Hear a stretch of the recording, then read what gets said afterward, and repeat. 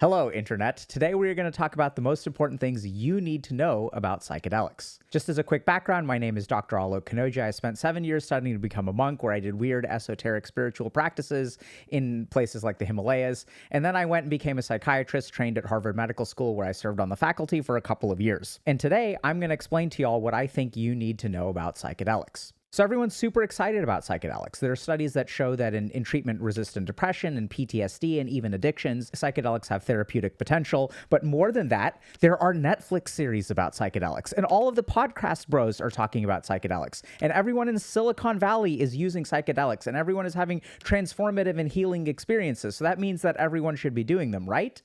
Not exactly. So when I hear people talk about the excitement of it, what I oftentimes find is that there's just a huge lack of sophistication about understanding how psychedelics work and really what they do.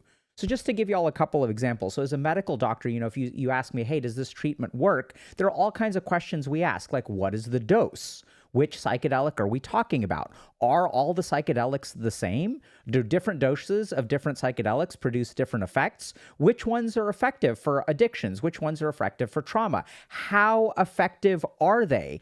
How long does the efficacy last? If I use psilocybin, does it help me for a year? Does it cure me for life? Does it help me for a day? What about microdosing? So there's a bunch of details around psychedelics which people don't usually talk about. But if you want to make an informed decision, you need to understand all of those things. So this is how I think about them as a psychiatrist, and I'd like to share this information with you, which I think honestly is not that complicated. So the first thing that we've got to get into is, what do we mean by psychedelics? Because psychedelics are actually a class of compounds. They include things like ayahuasca, they include LSD, psilocybin, DMT, which is the active ingredient in ayahuasca, also things like the peyote cactus, ibogaine. So there's a lot of these different compounds, and they're actually each different. Now, the reason that we kind of classify them together is because they do have certain shared mechanisms of action. So the primary neurotransmitter that we're sort of focused on, or the primary receptor we're focused on, is the serotonin 2A receptor. So that's the 5-HT2A receptor. And so if we want to understand what separates psychedelics from other drugs, we have to understand what that receptor does. If y'all want to dive deep into the most important topics for our community, check out HG memberships. So the first thing to understand is that there needs to be no outcome from small talk.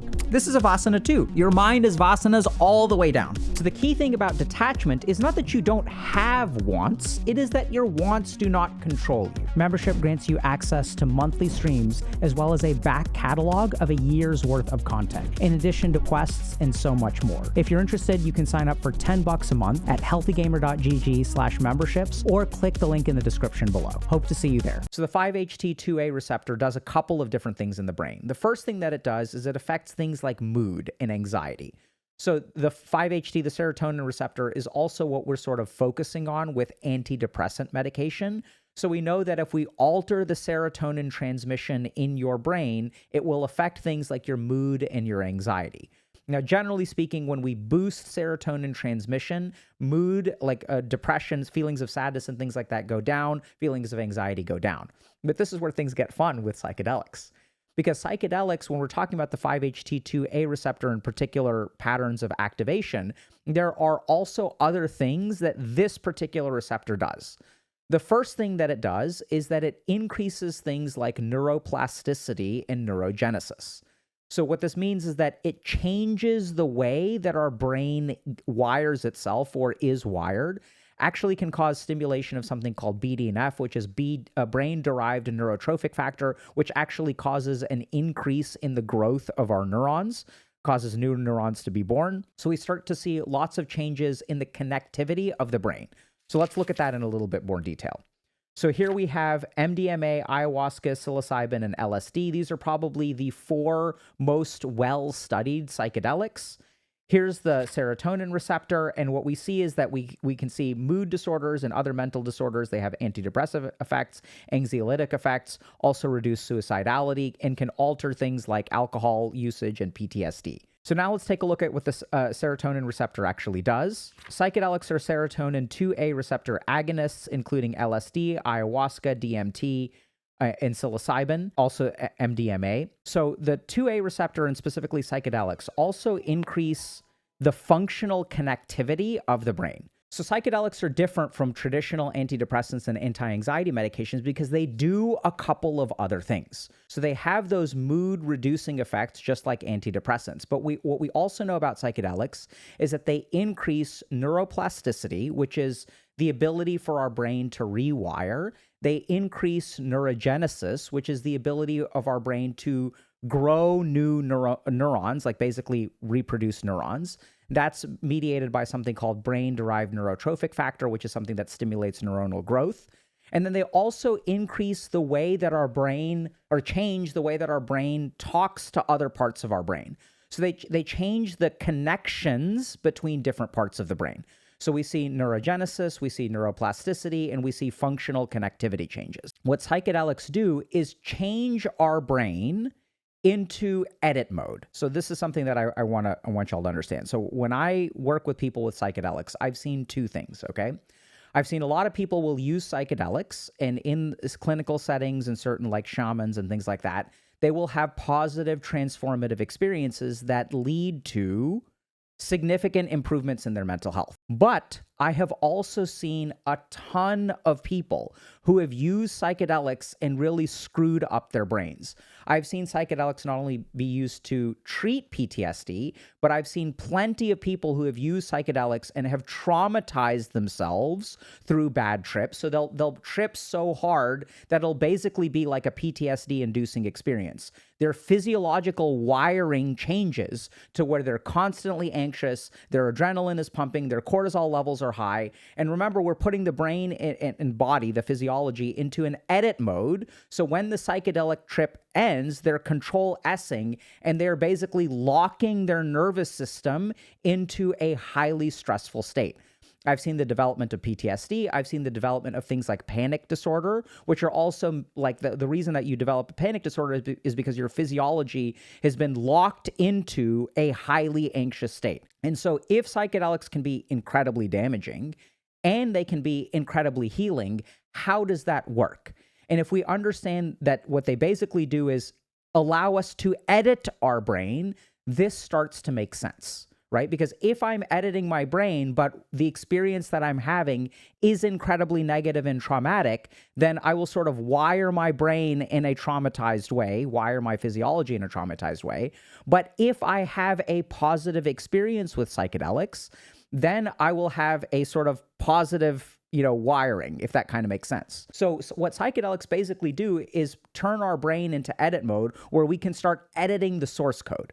So what that means is that the kind of edits that we make are ultimately what makes psychedelics potentially therapeutic or potentially harmful, right? So really all they do is allow us to edit. Then the code that we put in is ultimately what's important. And this is what the studies show. So just to give you all an example of what studies on psychedelics actually look like, what we'll do is we'll take like a patient or a set of patients, and for 12 to 14 weeks, we'll have like a 14-week study on psychedelics.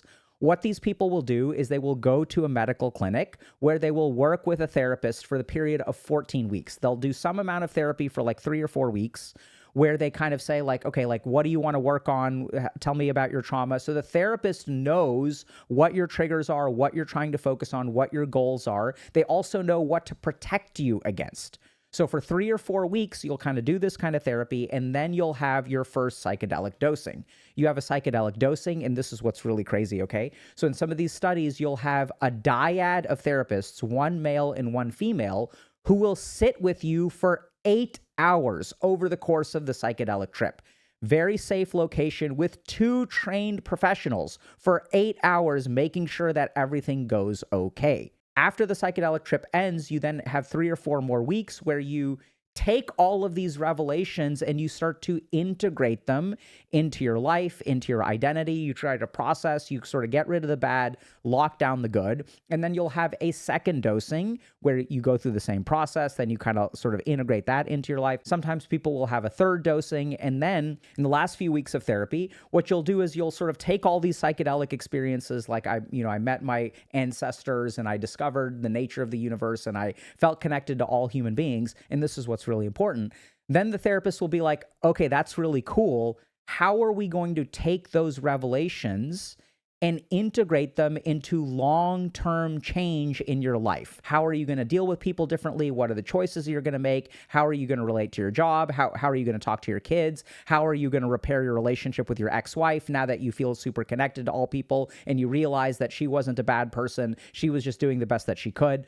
So there's a very important integration component. And this is very different from I'm depressed and doing psychedelics at home. So here's what I've sort of found. Set and setting become really important for figuring out, are the psychedelics going to screw me up and give me panic disorders and PTSD, or are they going to be healing? Because what we also know about psychedelics is it's not just clinical trials that they figured this out, right? So most psychedelic substances have been used in safe spiritual traditions. So, for example, ayahuasca has, particular shamans who will train with the medicine.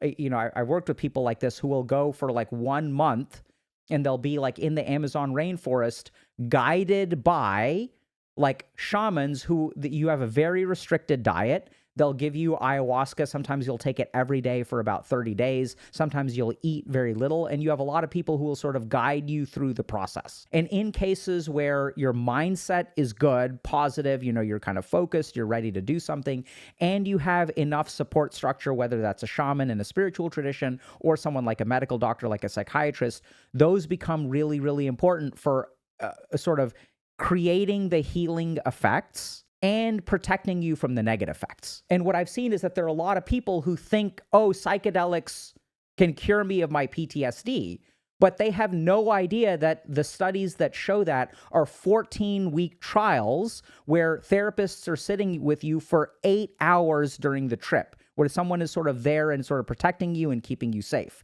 And then what they'll do is they'll think, oh, I'm super depressed. I need to feel better. Let me take this high dose of LSD because they've heard about the heroic dose or psilocybin. And what it'll actually do is induce a state of neuroplasticity where you have no guardrails. You'll get even further traumatized. The depression will get worse. And then when your brain, you'll edit your code in kind of a random way, right? Because you're not controlling anything there.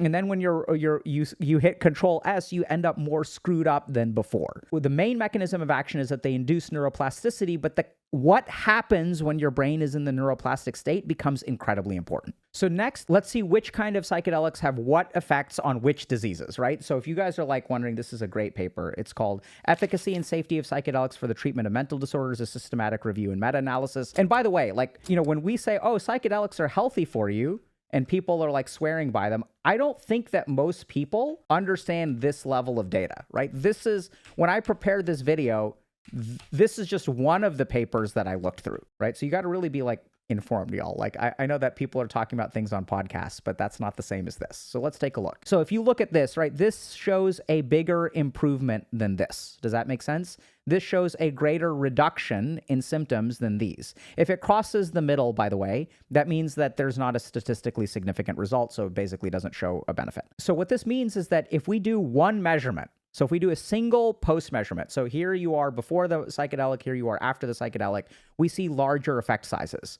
But the moment that we add a placebo, what happens to this curve, right? So we start to see that things shift to the right. The value of the treatment goes down the second that you add a placebo control. So this is a really good example of people will say, like, they'll look at this study and they'll see, oh my God, it leads to 50% improvements, but half of that could be placebo. As we get to more sophisticated trials, the value of psychedelics seems to be going down. So this is LSD, here's MDMA, here's psilocybin, right? So what's really interesting is that once we add placebo control to psilocybin, it seems like it actually, the effect sizes increase. Ayahuasca, MDMA, here's MDD. So this is depression. So it seems like psilocybin is like quite effective for depression. Here's MDMA, seems to be not as effective for depression. Ayahuasca is not effective for depression. So this is the other point that I'm sort of making, is that like when we say psychedelics are good for your mental health, which psychedelic and which problem you have with your mental health actually becomes really important. So if you're going to, the Amazon and you're doing ayahuasca because you're depressed, you may not get much benefit from that. Whereas if you have major depressive disorder, psilocybin is sort of like the right medicine to use. And now here's what's really cool. So if we're talking about treatment-resistant depression or recurrent major depressive disorder, this is where we start to see some cool stuff. So the first thing is that If we're talking about simple depression, ayahuasca seems to be not very effective. But if you have treatment-resistant depression, now we're seeing larger effect sizes. And we're seeing effect sizes as well for psilocybin. So this is what's actually really cool about psychedelics. And I think this is why people like myself who are psychiatrists get really excited. So we have this entity called treatment-resistant depression. And the whole point of treatment-resistant depression is that it is resistant to treatment. So if I try to treat treatment-resistant depression, it doesn't work. So there's a class of patients that I've absolutely worked with who have depression that doesn't seem to be treatable by things like antidepressant medication. The really cool thing is that some of these psychedelic medications or some of these psychedelics seem to help the people who have difficulty benefiting from other sorts of treatments. That's why it's really exciting. So we're going to take another look at another table. So this is a table that's looking at comparisons of the effects of, comparisons of the effects of psychedelics under different evaluation systems. So now what we're doing, so I don't know if this kind of makes sense. This graph, we're going to do Science 101. Looking at a condition, so for treatment-resistant depression, here's what psilocybin shows, here's what ayahuasca shows. I think this graph, is more important in some ways or better. So now we're looking at, if we look at psilocybin, here's what we find for the antidepressant effect. If we're looking at psilocybin, here's what we find for the anxiolytic effect. Here's what we find for the suicide prevention effect. And if we're looking at LSD, here's the antidepressive effect. Here's the anxiolytic effect, right? Here's ayahuasca. Here's the antidepressive effect. Here's the anxiolytic effect. So now we're looking at, and y'all can just sort of see like how far to the left these are. So you can sort of see, relatively speaking, like this is looking at psilocybin. Is psilocybin effective is it more effective for depression? Is it more effective for anxiety? So here's a negative, which means symptom improvement. So this is basically looking at each of the psychedelics and looking at which effects they have. This is looking at the conditions in which psychedelics are effective for the condition. Do y'all understand the difference? And then we also have studies on things like alcoholism, where you'll notice that like when we look at something like LSD for alcoholism and psilocybin for alcoholism, what we start to see is that these are a lot more crossing the midline, right? So this doesn't seem to be as effective for substance use disorders as it is for something like treatment-resistant depression. So the key thing here is here's LSD for alcoholism, and it crosses the midline, which means it's not very statistically significant. Here's psilocybin for alcoholism. This one crosses the midline. These two don't. So this appears like psilocybin is more effective for alcoholism than LSD is. And then we can look at MDMA for PTSD. So this is super exciting as well, because we don't have great pharmacologic agents for PTSD. Right? We have to do a lot of physiologic rewiring. We sort of walk y'all through that process in Dr. K's Guide to Trauma. If y'all want to know like how to rewire your brain and identity and physiology, like we go through that process. So this is what's really cool, because we don't have like great drugs for PTSD, but MDMA seems quite promising, right? We're seeing a lot of reductions that are not crossing the midline. So it seems like psychedelics do have very promising efficacy for things like treatment-resistant depression, PTSD, alcohol use disorder. Not all psychedelics are the same. And the key thing to remember is that the way in which we use them seems to be responsible for the benefits that we get, okay? So if you're super depressed and traumatized and you're just using psychedelics in your house at home, it's not clear to me that that is going to be safe or effective. So now let's move on to safety. Here's where things get spicy. So table 3 summarizes adverse reactions reported in 44 out of 70 total articles. So the first thing to understand is that if we look at 70 studies on psychedelics, in 44 of those 70 studies, something bad happened, right? So what are the adverse reactions? So in 37% of studies, we see no serious adverse events reported. Most common one is headache, nausea, vomiting, dizziness, fatigue, transient anxiety and delusions, transient increase in blood pressure. So if we look at the safety profile implied by this awesome meta-analysis, which looked at 70 studies, it's like, hey, transient increases in blood pressure, like transient delusions. None of this traumatizing crap that Dr. K is talking about, PTSD, anxiety, panic disorder, like none of those found permanent panic disorder. So what's up with that, Dr. K? This meta-analysis that looked at 70 studies contradicts what you just said. And this is why we need to have a sophisticated and nuanced approach. So let me ask y'all a question. Let's say I did a meta-analysis in the early stages, right? So these are like FDA trials, phase 1, phase 2, phase 3 clinical trials of benzodiazepines. If I looked at Xanax, Valium, lorazepam, Ativan, OxyContin, opioid medication. What do y'all think the early trials, before this stuff hit the market and everyone started using it widely, what do you think the side effects were that were reported for these kinds of medications? A little bit of dry mouth, a little bit of fatigue, a little bit of maybe sleepiness. We didn't see the terrible potential for addiction with these medications, right? So this is something that's really important to understand. There is a huge difference between the side effects that we see in a trial and the side effects that we see in real life. Because in a trial, you have someone who goes to a clinic. They get seen by a doctor for 14 weeks in a row. They're very carefully monitoring what is going on. You've got therapists, if you start to feel a little bit anxious, if you have a bad trip, you have therapists there with you when you are bad tripping, and you have therapists there to help you process or metabolize or fix whatever goes wrong. This is one of the key reasons why I think the danger, my personal opinion, is that the danger from psychedelics is far greater than what the trials suggest. And this is true of basically all medicine, right? So you can look at basically any clinical trial, not all, but a lot of clinical trials and a lot of studies and a lot of FDA approvals will show that medications are generally speaking safe. And then we will start using them in the general population. And it turns out, it's like way worse than we thought.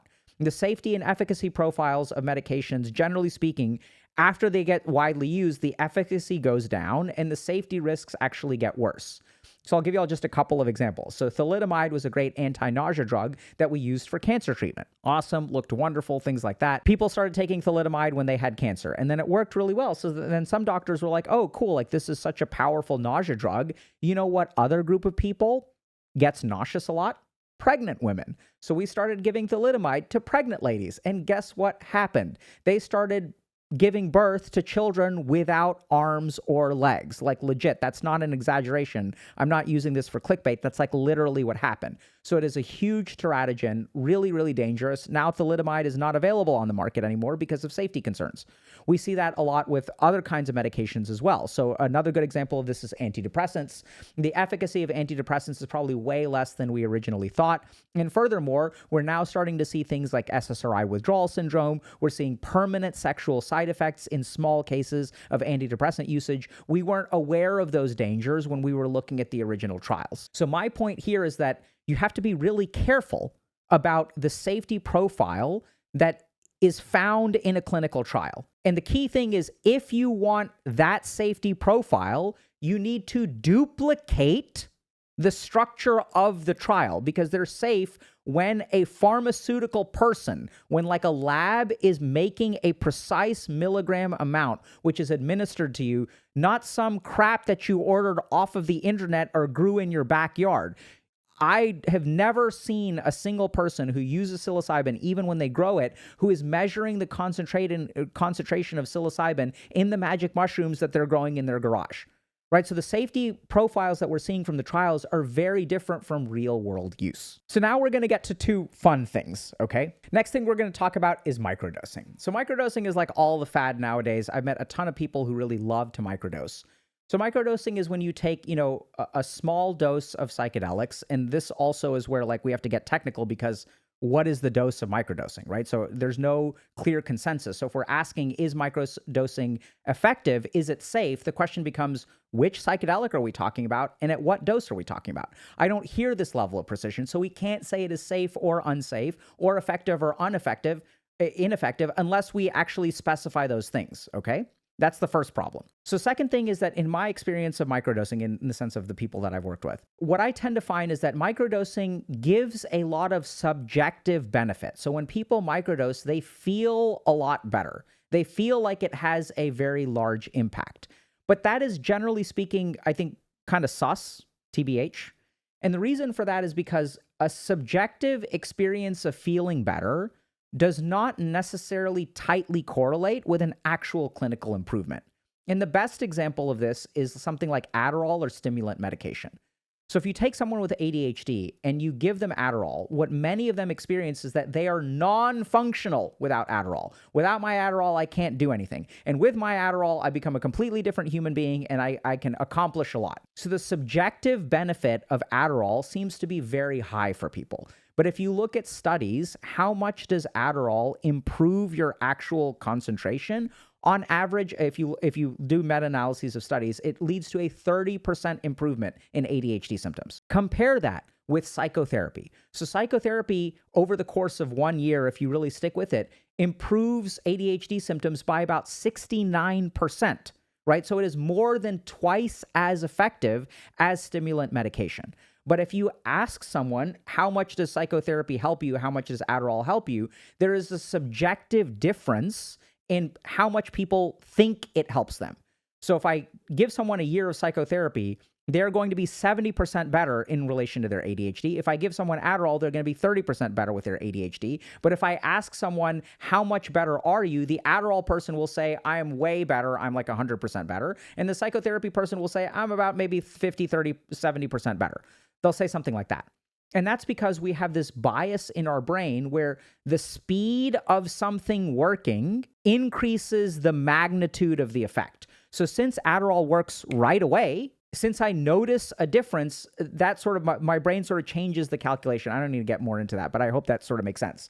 The more immediate effects are, the more we think something is effective. This is why things like Xanax and opium and opioid medications feel like they're amazing, because they hit us really fast. And if they hit us really fast, the brain confuses that with being very effective.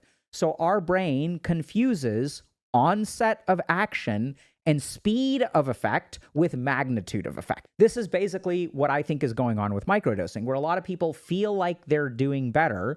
But if we look at a lot of the data if we look at studies that look at long-term effects, there seems to be a very small effect. So let's take a quick look at a few studies. So here's a study that's a systematic study of microdosing psychedelics. So analyses of pre- and post-study measures revealed reductions in reported levels of depression and stress, lower levels of distractibility, increased absorption, and increased neuroticism. Notably, the effects believed most likely to change were unrelated to the observed pattern of reported outcomes. Now, what does this sentence mean? This means that what people believed changed is quite different from what actually changed, okay? So let's take a look at another study. So this paper is from 2019, so I thought I'd pull something up from 2024. So perceptible drug effects were reported at doses of 10 to 20 milligrams, but not 5 milligrams. This is an LSD microdosing study. No serious adverse effects were reported. Repeated doses of LSD did not alter mood or cognition on any of the measures studied, right? This is what's really interesting. The findings suggest that low doses of LSD are safe and produce acute behavioral and neural effects in healthy adults. So y'all can look at these papers yourself and draw your own conclusions. But what I kind of read from this is kind of what I already said, which is that when people microdose, they feel like they do better. They feel like there are daily, if you microdose every day, there are going to be reductions in your subjective experience of mood and anxiety. But generally speaking, over time, your trajectory will not improve. So what my experience has been as a psychiatrist who works with people who microdose is it really becomes a crutch to help you feel better on every single day. It's almost like an opioid medication where it helps you feel better every single day, but it doesn't actually improve your health very much. There are going to be a ton of people who will disagree with me, and fair enough, because the research on microdosing is not very extensive. I'm sure that there's a variability of people who absolutely love it. I'm not saying that y'all don't love it. I'm not saying that it doesn't feel great. What I'm saying is that in my experience, it doesn't sustainably improve things over time. And in the worst cases, what it actually does is masks, right? Because you're taking this psychedelic that is like changing your mood, your anxiety, your feeling of your connectedness with the world. But the moment that the psychedelic goes away, you're back to where you started, right? And so what that sort of means is that it doesn't lead to a sustainable improvement. You're not actually fixing the problems of feeling disconnected from the world without a psychedelic. The last thing that I want to talk about is something that's kind of fun, which is more of a subjective experience of how psychedelics work. So remember that we talked about the 5-HT2A receptor, we talked about neuroplasticity, but there's one other really interesting mechanism which seems to be responsible for psychedelic healing. Now, this mechanism is subjective. So what I mean by that is that we can look at things like receptors, right? But then there is the actual trip. And it seems like there is one kind of trip that correlates with healing over time. And that is a trip that involves ego death.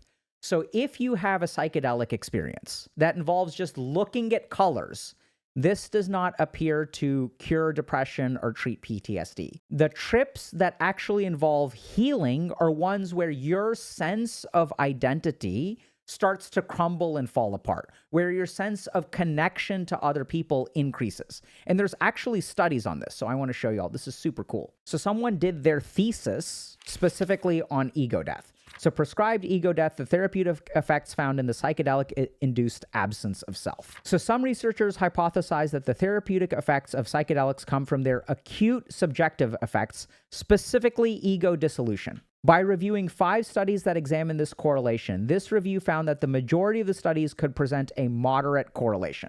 So what this means is that there is a particular kind of trip that leads to healing, which is ego death.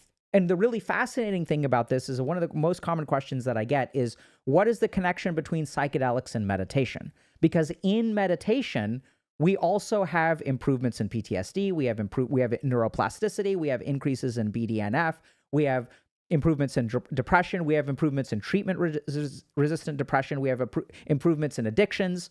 So meditation does a lot of the things that psychedelics does.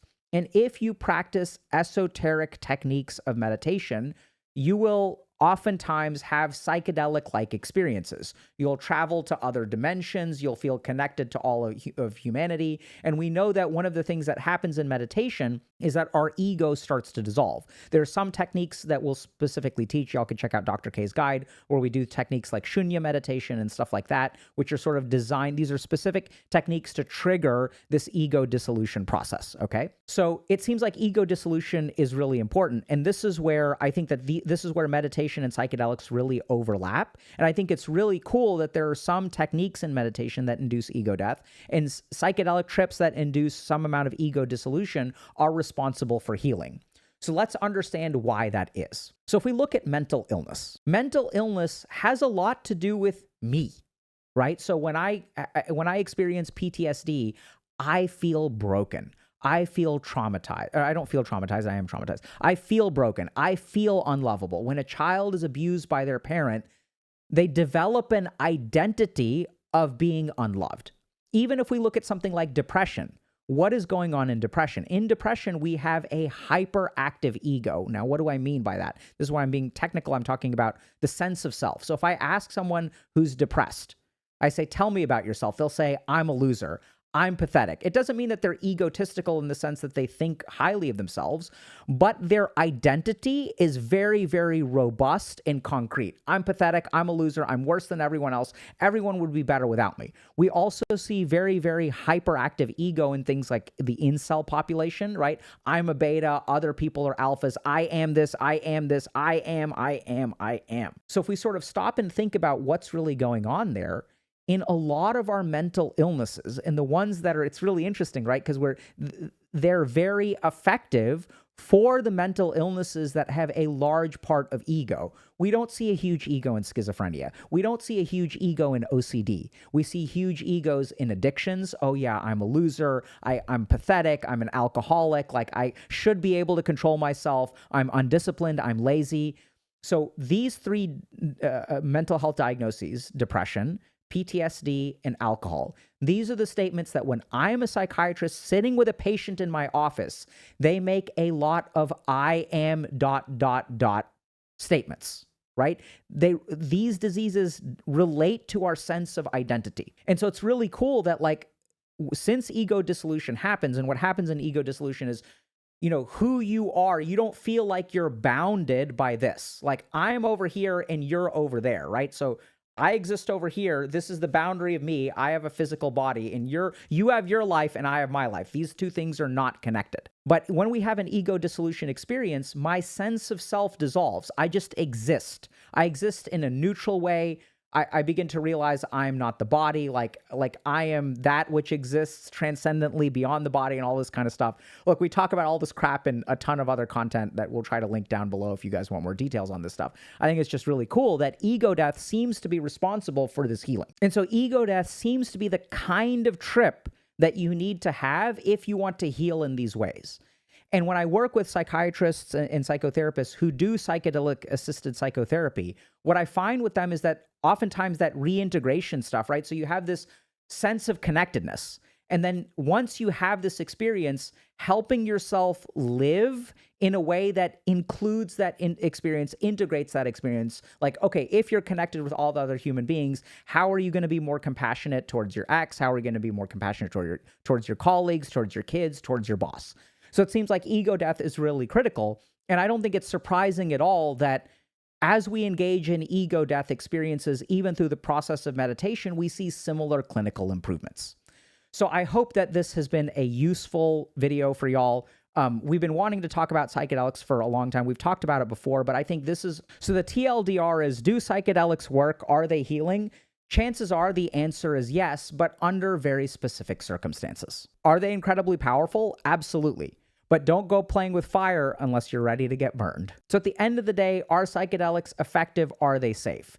And the answer is, it depends. It depends on the set and the setting, right? What is the approach that you're having when you're inducing this neuroplasticity? So if you ask me at the end of the day, Dr. K, should I do psychedelics? The answer is probably not, unless you can find the right circumstance to do them with the appropriate guidance so that they don't actually mess you up. So Dr. K, are psychedelics safe and effective? The answer is, it depends, right? It depends on the way that you're using them, the mindset that you're in, and who is with you when you are engaging in the psychedelic. And should I use them, Dr. K? The answer is with the appropriate guidance, whether that's a medical profession or part of a religious tradition, and I strongly recommend y'all don't do anything illegal. And so Dr. K, should I do psychedelics? The answer is with the appropriate guidance, right? So with the right kind of medical profession, or if you are a part of a spiritual tradition where someone can appropriately guide you, then that's something to be considered, assuming it's legal.